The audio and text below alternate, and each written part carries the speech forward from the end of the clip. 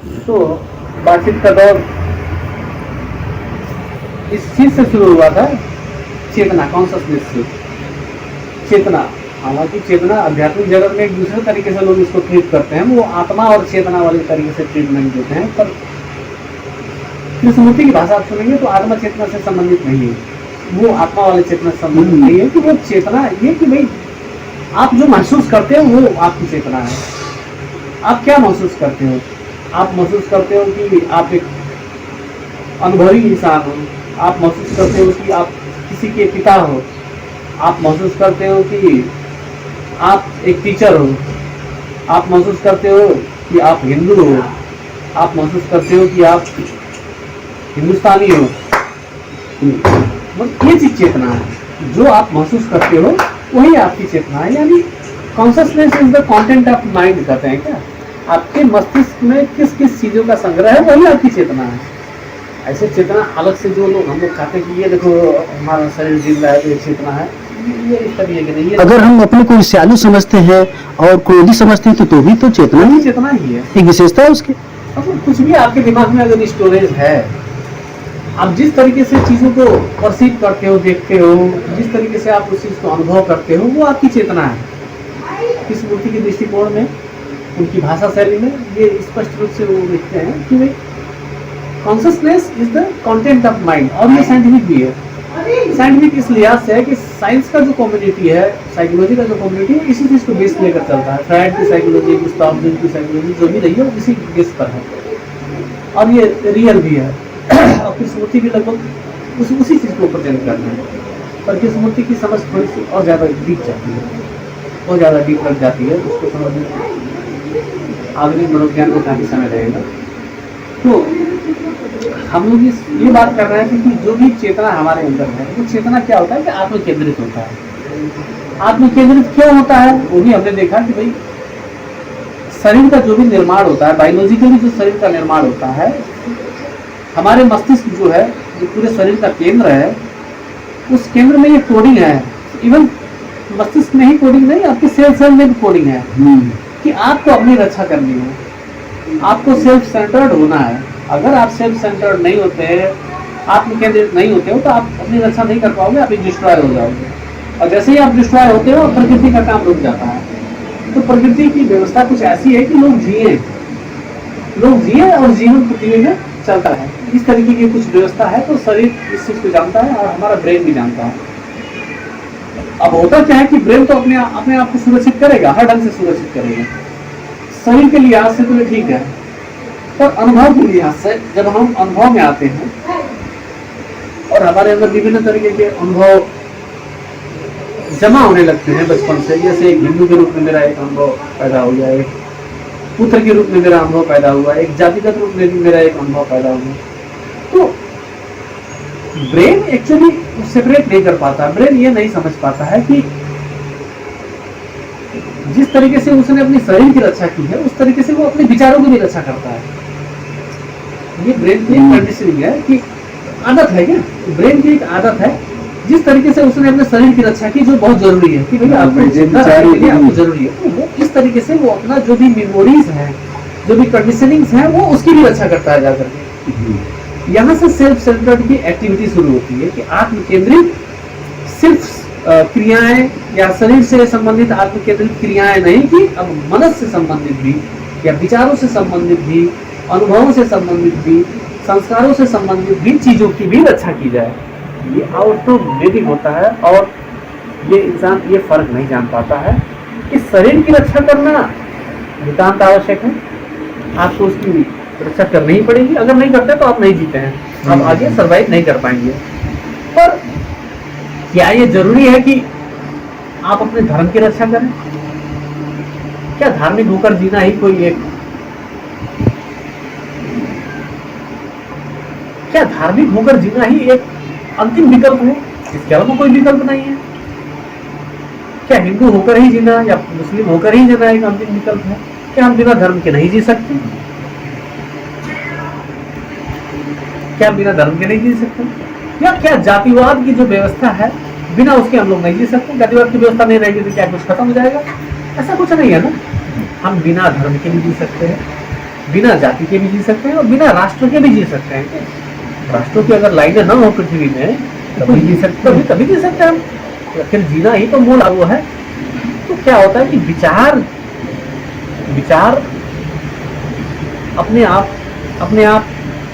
अपने अनुभव से तादात्म्य कर लेता है, तादात्म्य कर लेता है, वो अटैच्ड हो जाता है और कहता है कि मैं सिर्फ मेरा शरीर नहीं, मैं हिंदू भी हूँ। अब देखिए, पहले तो वो सिर्फ शरीर था, अब वो हिंदू भी है। तो वो शरीर की तो रक्षा करेगा, वो हिंदुत्व की भी रक्षा करेगा। वो कहता है कि मैं सिर्फ शरीर नहीं हूँ, मैं क्षत्रिय भी हूँ। अब अपनी क्षत्रियता की भी आप रक्षा करोगे। मैं सिर्फ शरीर नहीं हूँ, मैं एक देश भी हूँ, अब उसकी भी आप रक्षा करो। इस तरीके से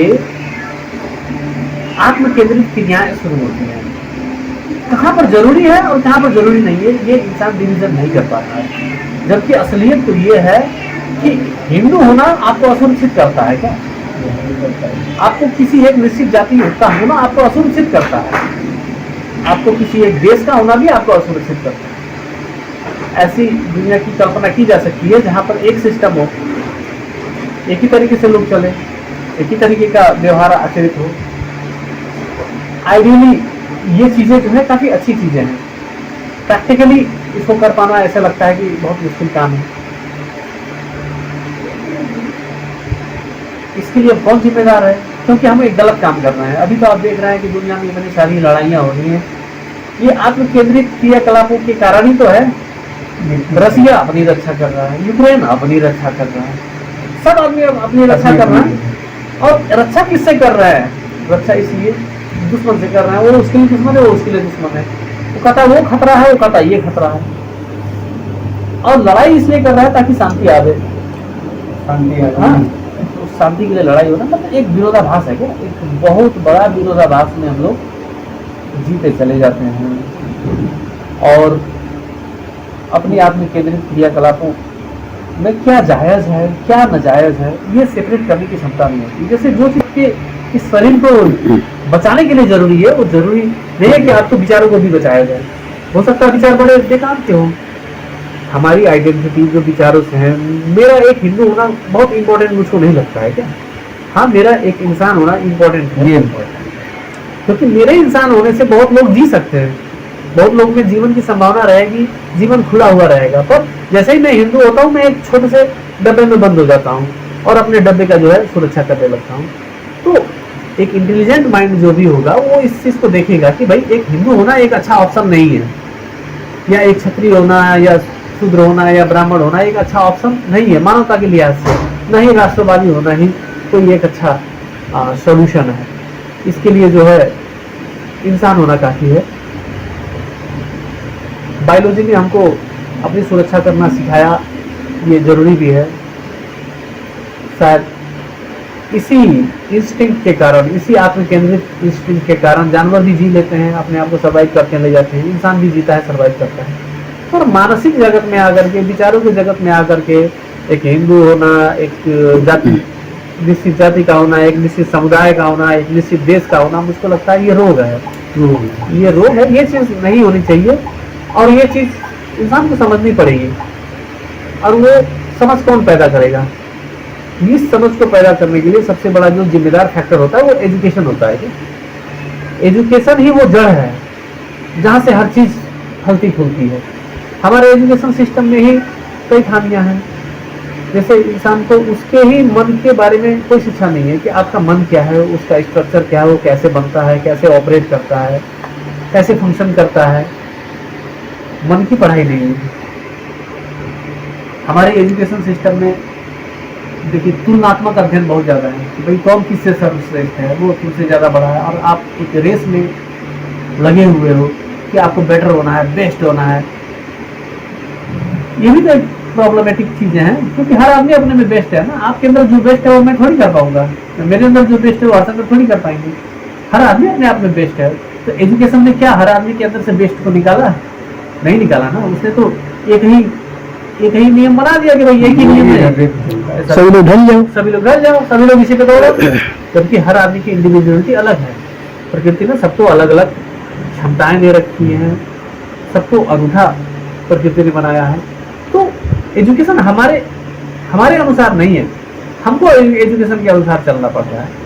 और एजुकेशन एक ऐसा जड़ है, मुझको लगता है, जो जब फैलता है तो वो कई दिशाओं में जाता है। जैसे आप देख लीजिए, एजुकेशन से एक मनोवैज्ञानिक भी निकल रहा है, एक वैज्ञानिक भी निकल रहा है, एक डॉक्टर भी निकल रहा है, दार्शनिक भी निकल रहा है, एक वकील भी वहीं से निकल रहा है। सारी जो व्यवस्था, एक नेता भी वहीं से निकलता है, एक नेता भी वहीं से निकलता है। हालांकि अब ये भी हमारे सिस्टम में गड़बड़ी है कि भाई नेता बनने के लिए आपको पढ़ने की जरूरत नहीं है, ऐसा नहीं होना चाहिए। नेता बनने के लिए भी पढ़ने की जरूरत होनी चाहिए, बल्कि उनको बहुत ज्यादा पढ़ने की आवश्यकता होनी चाहिए। बिल्कुल, उनको बहुत ज्यादा पढ़ने की आवश्यकता होनी चाहिए। और एजुकेशन सिस्टम में सिर्फ टेक्नोलॉजी पे फोकस करना और इंसानों को एक रेस में दौड़ा देना, इस तरीके की जो एक अव्यवस्था है उसको ठीक करने की जरूरत है। मुझको लगता है शिक्षा में बहुत बड़े सुधार की जरूरत है, एक बहुत बड़े रिवॉल्यूशन की जरूरत है। अगर देश की शिक्षा सुधर जाती है, विश्व की परिदृश्य में बात कर रहा हूँ, ठीक है, विकसित देशों में भी समस्याएं हैं, उन लोग के पास टेक्नोलॉजी की समस्या नहीं होगी, पैसे की समस्या नहीं होगी, पर मानसिक समस्याएं काफी रहेगी उन लोगों के साथ भी। अगर उनके पास मानसिक समस्याएं नहीं होती तो लड़ाइयाँ नहीं होती। रसिया विकसित देश है, वो भी लड़ाई में लिप्त है। अमेरिका विकसित देश है, वो भी लड़ाई में ही लिप्त है। ये सब मानसिक समस्याएं हैं क्या? ये सब मानसिक समस्याएं हैं। तो इन समस्याओं को टैकल करने के लिए भी हमको लगता है कि एजुकेशन सिस्टम में बहुत बड़े परिवर्तन की जरूरत है। अगर हम एजुकेशन सिस्टम में इन सारी समस्याओं को ला करके अगर उसे ठीक ट्रैक में बिठा सकें तो मुझको लगता है ऐसा संभव है, ऐसा बिल्कुल संभव है। क्योंकि इंसान का मस्तिष्क एक जानवर का मस्तिष्क है नहीं, वो अपनी सीमाओं को भी समझ सके, इस तरीके का मस्तिष्क है। बहुत लोग होता है की बात आप कर रहे हैं, ये मस्तिष्क आप अफ्रीकियन देखिए, वो विकसित देश नहीं है, पर वो लोग नेचर के साथ बड़े ज़्यादा फ्रेंडली हैं। हम लोगों ज़्यादा, नेपाल को देख लीजिए, चलिए छोड़िए, आप नेपाल के हैं, हम लोग नेपाल को प्यार करते हैं। नेपाल के कल्चर को देख लीजिए, यहाँ के रहन सहन को देख लीजिए, इसको हम विकसित देश नहीं कर सकते हैं नेपाल को, हाँ। लेकिन यहाँ की जो मेंटेलिटी है ये नेचर के साथ है, एकदम नेचर के रूप है। तो इसलिए, और यहाँ मार काट लड़ाई में नहीं है, तो ये चीज़ें हैं। नहीं, ये आप ठीक कह रहे हो, यहाँ के लोग काफ़ी सहज रूप से जीते हैं, खुश हैं, पर ऐसा 100% नहीं है ना। वो यहाँ के लोग सामाजिक समस्याएं तो हर जगह है, अफ्रीका में भी है, यहाँ भी डिवीजन है, यहाँ भी जातिवाद है, पर जो एक देश नहीं है क्या, ये लगभग हर एक देश का। अमेरिका में जाएंगे तो ब्लैक एंड व्हाइट का प्रॉब्लम है ना, किसी भी देश में चले जाएंगे तो अगर उसको थोड़ा सा माइक्रो लेवल में जाकर अगर हम लोग स्टडी करेंगे तो प्रॉब्लम हम लोग को हर जगह मिलती है। वो तो इंसान की जो फितरत है, एक्चुअली इंसान की जो फितरत, डिवीजन करने की फितरत है ना, वो ये फितरत जब तक समझ में नहीं आएगी कि आप डिवीजन क्यों करते हो और कैसे करते हो, आप कैसे किसी को अच्छा है और किसी को बुरा इस तरीके से आप परिभाषित कर पाते हो, कैसे आप कह पाते हो कि ये आदमी अच्छा है, मैं बुरा हूँ, या मैं अच्छा हूँ, ये बुरा है, ये बड़ा है, ये छोटा है। एजुकेशन सिस्टम का ही परिणाम है क्या? हमारे परिवार ने वही सिखाया है कि भाई आप डिवाइड कीजिए, आप तुलना कीजिए, आप संघर्ष में बने रहिए, दौड़ में सबसे आगे निकल जाइए। जिस प्रकार का ये एजुकेशन है, जिस प्रकार की ट्रेनिंग है, फाइनली जिस भी तरीके का रिजल्ट आगे दिख रहा है, आसपास में दिख रहा है, जितनी भी समस्याएं दिख रही है, ये उसी सब चीज का तो परिणाम है। तो मुझको क्या लगता है कि इसके लिए एजुकेशन एक ऐसा टूल है, अगर जहाँ से अगर हम लोग शुरुआत करें तो हम लोग काफी। अच्छा सर जी, एक बात और पूछना था, एक बात असंगत लग रही है, क्योंकि रसिया, चाइना, अमेरिका और बड़े बड़े विकसित देशों की जो शिक्षा पद्धति है अन्य देशों की अपेक्षा काफी सराहनीय है। लेकिन फिर आपने एक बात और कही कि मानसिक जगत में उन्हें भी अपनी शिक्षा में सुधार करने की आवश्यकता है। बायोलॉजिकल रूप से, शारीरिक रूप से वो स्वस्थ हुए हैं, लेकिन वैचारिक रूप से अस्वस्थ होने के कारण भले ही वो शिक्षा के क्षेत्र में बहुत अग्रणी हैं और अपने नागरिकों का ख्याल करते हैं, शिक्षा चिकित्सा बहुत हद तक फ्री है, फिर भी उनके विचार इस कदर प्रभावित हैं, उन्हें और सुधार करने की आवश्यकता है। ऐसे देश भी लड़ते हैं आपस में जिनकी शिक्षा पद्धति इतनी विकसित है, और विकसित देश होते हुए भी वो लड़ने के लिए मजबूर है। कुछ तो कमी होगी उनकी शिक्षा पद्धति में। हाँ, बिल्कुल। जब तक शुरू में भी ये बात आई थी कि जब तक हम लोग सेल्फ सेंटर्ड जो एक्टिविटी होती है, अच्छा सेल्फ सेंटर्ड एक्टिविटी देखिए सिर्फ व्यक्ति की नहीं होती है, समाज की भी होती है, समाज भी सेल्फ सेंटर्ड एक्टिविटी करता है, एक राष्ट्र की भी होती है। तो अमेरिका जैसे राष्ट्र सेल्फ सेंटर्ड एक्टिविटी करते हैं, वो चाहते हैं कि सारा लाभ मेरे पास हो, मेरे देश में हो, बाकी और देश चाहे जले भुने मरे कटे कुछ भी हो। तो ये क्या है, ये सेल्फ सेंटर्ड एक्टिविटी है। यहाँ पर अभी सामूहिक चेतना की बात हो रही है, राष्ट्रीय चेतना की बात हो रही है।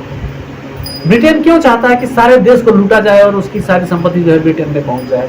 अमेरिका क्यों चाहता है कि उसके हथियारों की बिक्री हो?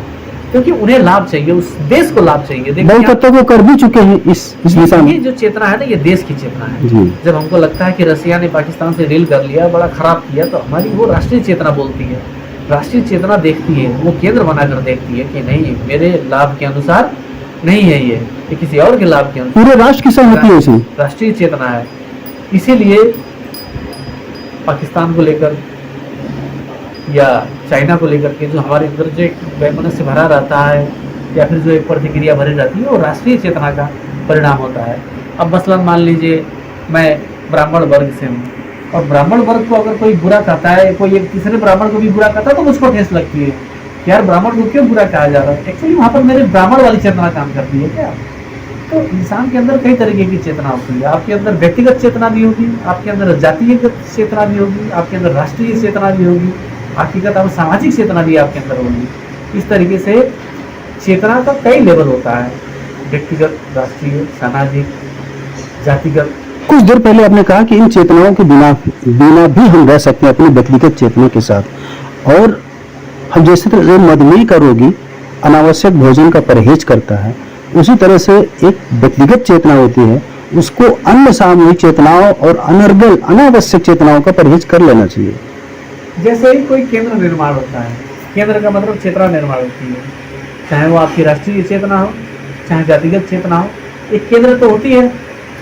और जब जब वो केंद्र रहेगा, वो सेल्फ पिटी से ग्रस्त रहेगा। जी जी। कि भाई मुझको चाहिए, मुझको सुविधा चाहिए, मेरा भला होना चाहिए। तो ऐसे में आपको क्या लगता है कि वो केंद्र अच्छी चीज है? बिल्कुल केंद्र तो ये अच्छी चीज है, ऐसे ही समझ जाने वाली चीज है। पर अब बात क्या है कि सिर्फ बातों से नहीं होगी, इस चीज को आपको अनुभव करना पड़ेगा, अपनी लाइफ में, अपने जीवन में आपको अनुभव करना पड़ेगा। तो निश्चित रूप से केंद्र से देखना, केंद्र से व्यवहार करना, किसी एक निश्चित चेतना से व्यवहार करना, ये मानव कल्याणकारी तो नहीं, उचित नहीं है। उचित तो नहीं है। और इसके लिए हम क्या कर सकते हैं? प्रमुख बात यह है कि हम कर क्या सकते हैं। इसके लिए हम अनावश्यक विचारों से परहेज कर सकते हैं, होश में रहकर समीक्षा कर सकते हैं। जैसे ही आप अपने विचार को आप कहते हो कि ये विचार गलत है, ये केंद्र नहीं होना चाहिए, तो फिर आप एक अलग केंद्र का निर्माण करते हो। ये एक मानसिक जाल है। इस जाल की भी शिक्षा होनी चाहिए कि कैसे एक केंद्र दूसरे केंद्र को नष्ट करके एक नया केंद्र निर्मित करता है। मसलन आप मान लीजिए आज मैं हिंदू हूँ, तो मैंने हिंदू वाले केंद्र को नष्ट कर दिया, मैं क्रिश्चियन बन गया, तो मैंने एक दूसरा केंद्र बना लिया। अभी दुनिया में एक और नया केंद्र चल रहा है कि भाई कोई भी धर्म नहीं होना चाहिए, पर बाद में देखिएगा वही एक केंद्र बन जाएगा कि वो सब लोग का विरोध करने लगेंगे। कोई धर्म नहीं होना चाहिए, कोई धर्म हो जाएगा। कैसे धर्म बना लिया? अच्छा, कोई धर्म नहीं होना चाहिए, जबरदस्ती ना। जैसे ही आप जबरदस्ती करते हो तो कहते हो कि मैं ठीक हूँ, तो केंद्र है, फिर वो आपका सेल्फ का केंद्र है। आपका सेल्फ क्या हो गया कि कोई धर्म नहीं होना चाहिए। एक मानसिक उलझाव है, एक वृत्ति है जो घूम फिर के वहीं पर रहती है। इस वृत्ति से निकलने के लिए थोड़ा सा समझदारी दिखानी पड़ेगी। इस तरीके के एजुकेशन सिस्टम, मुझको लगता है एजुकेशन सिस्टम में ही परिवर्तन करने से काफी कुछ। क्या इस तरह का एजुकेशन सिस्टम कहीं फॉलो किया गया है पूरे वर्ल्ड में, या कहीं ऐसी संभावना दिखती है, या कोई किसी देश में हो? अभी तक इस तरीके के एजुकेशन सिस्टम को अगर किसी ने लागू करने की कोशिश की, तो कुछ धार्मिक लोगों ने, धार्मिक न कहें, कुछ व्यक्तियों ने, जैसे बुद्ध जैसे लोगों ने इस चीज पर टारगेट किया, कृष्णमूर्ति जैसे लोगों ने इस चीज पर जो है टारगेट किया है कि इंसान के अंदर समझ बढ़े, वो व्यक्तिगत चेतना, राष्ट्रीय, जातिगत, इस सब चेतनाओं से बाहर निकल करके अपने चेतना को छोड़ दे। पंछी की तरह जो खुली आकाश में घूम रहा है, उसका कोई निश्चित केंद्र नहीं है, बिल्कुल, इसीलिए वो बधा हुआ नहीं है और बिल्कुल खुले आकाश में वो विचरण कर रहा है, घूम रहा है। इस तरीके की कोशिश हुई है, व्यक्तिगत रूप में हुई है।